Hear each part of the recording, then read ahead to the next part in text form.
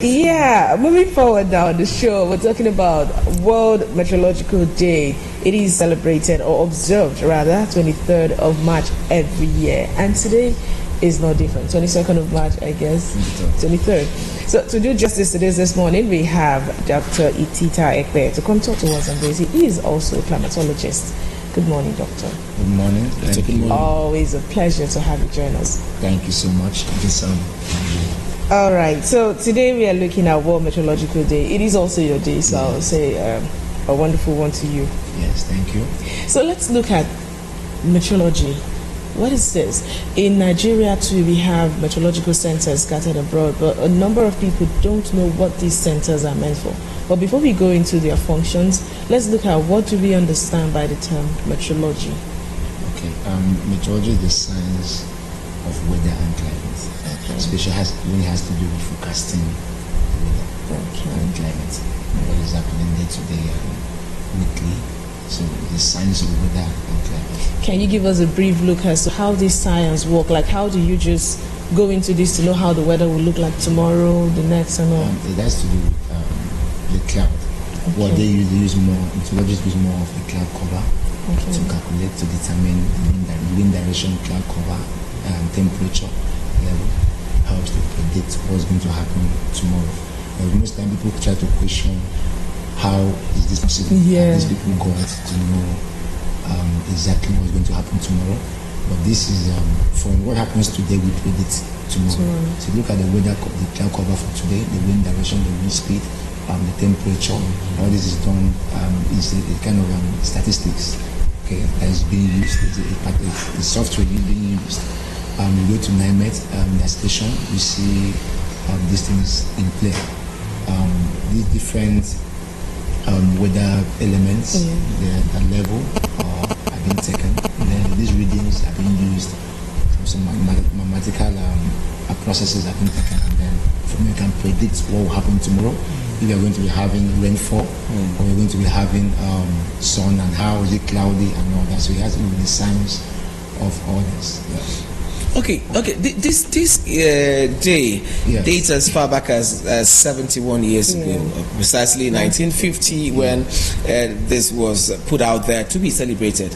What's the significance? Let's look at it. Okay. I would just like to do a little presentation on the day, so we really know what it's all about.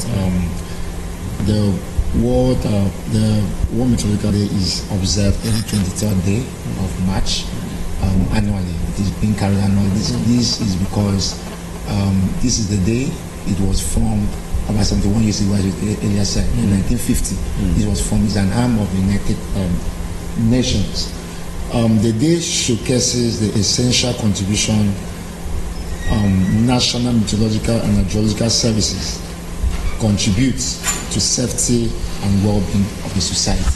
The day tries to bring to the fore what meteorologists do and hydrologists do to ensure the world is stable and humans exist peacefully.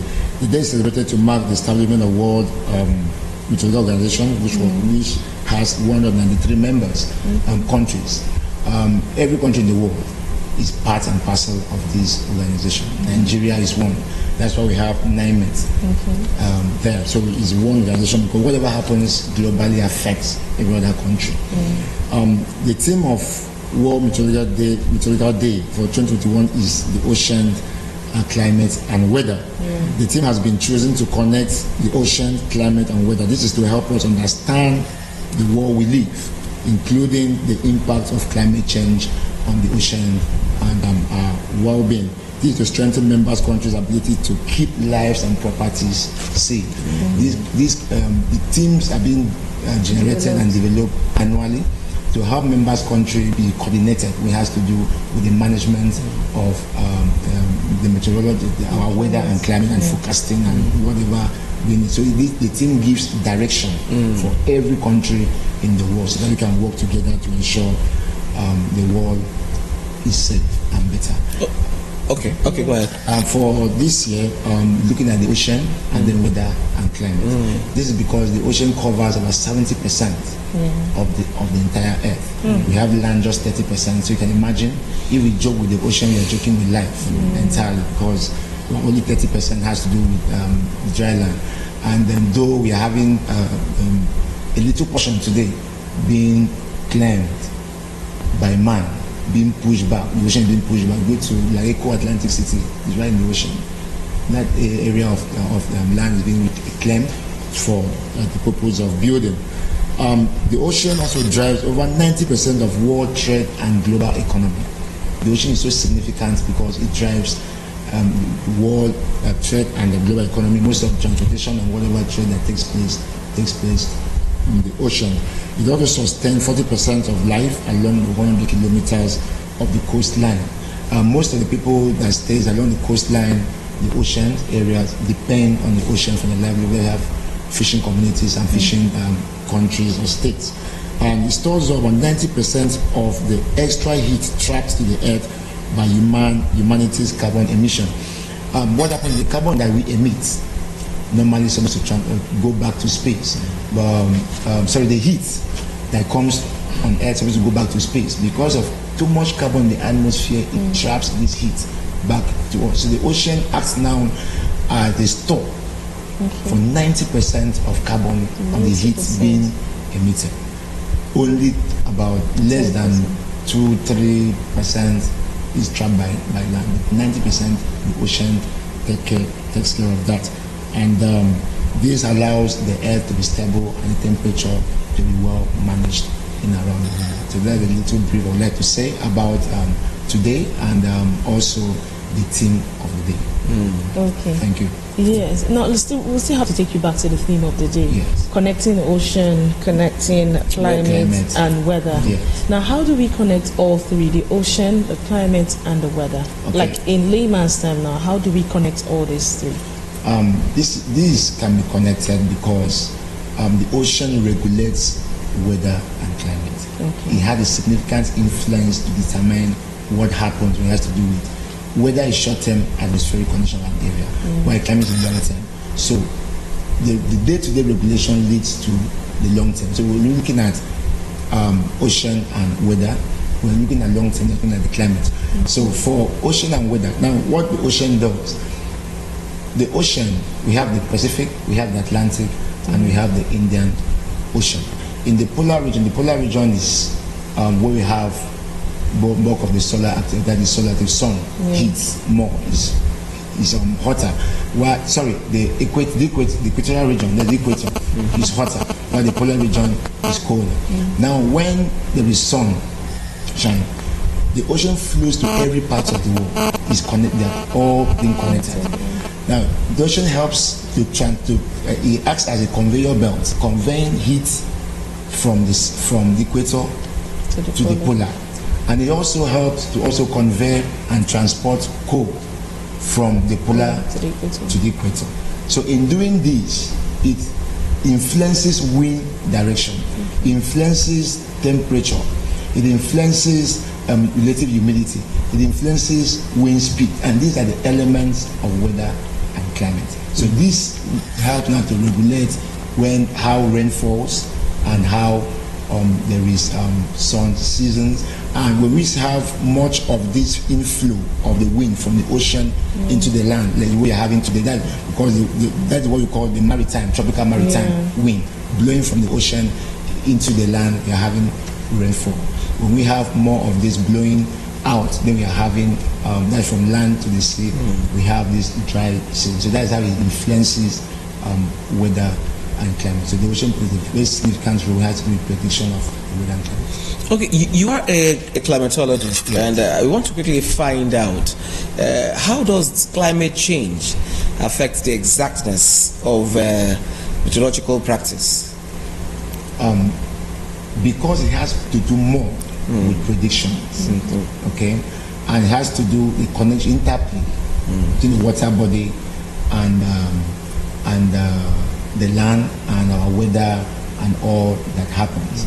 So climate change is influencing this significantly.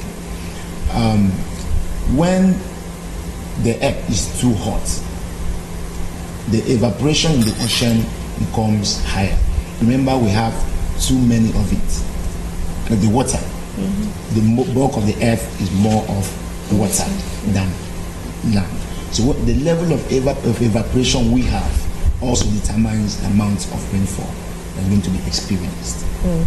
Okay.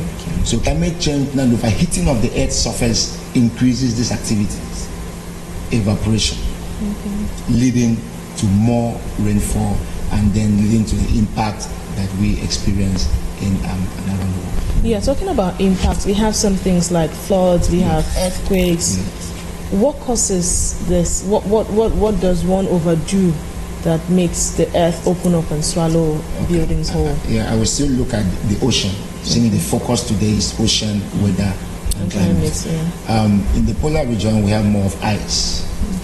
Okay, the ocean there is covered more with ice. While down the equator, we have the melted, or whatever we can call the water.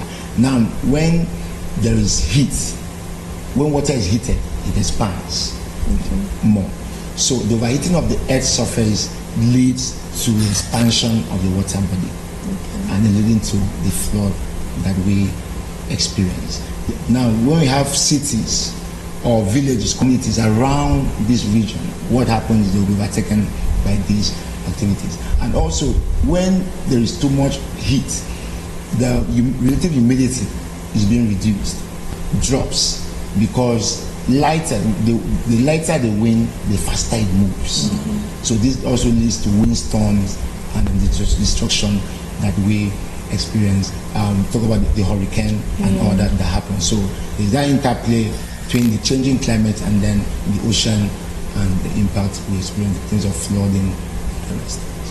Now, do we see the meteorological conditions impacting on transmission of COVID-19?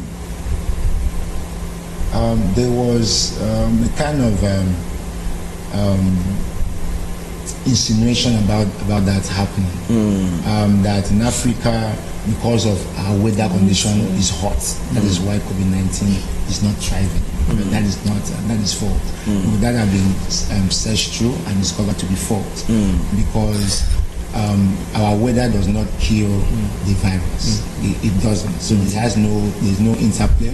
But people started thinking maybe because we are having the polar region, that is Europe and the rest, is colder, so the virus can survive. While in Africa is warmer, that's why the virus cannot survive. But there's no interplay. That is actually false. There's no relationship. Okay. Now, what can we do to play our own part, our own role in ensuring that our environment remains safe and habitable for ourselves and all others? Like individually, what roles can we play? And what we need to do is to be part and parcel of what is happening. Get the information, be aware of what is happening to our environment, and contribute in the only way to ensure our environment is stable. As I always say, each time I come here, in the only two ways: if you know you are driving a car that fumes, try to fix your car. If you know your generator fumes, try as much as possible to fix it. And also, if you know that you're living in an area without a tree, plant one or two. If you cut down one, plant two. And also avoid improper waste disposal, bush burning, and deforestation. All this will help us to help the environment stabilize, and we can have a bright future for tomorrow. Because this also helps to regulate our weather and climate. Of course. Thank you so much, Dr. Itita Ekpe, climatologist, on today's topic, World Meteorological Day. We really appreciate it. Thank you so much. Thank you very much. All right.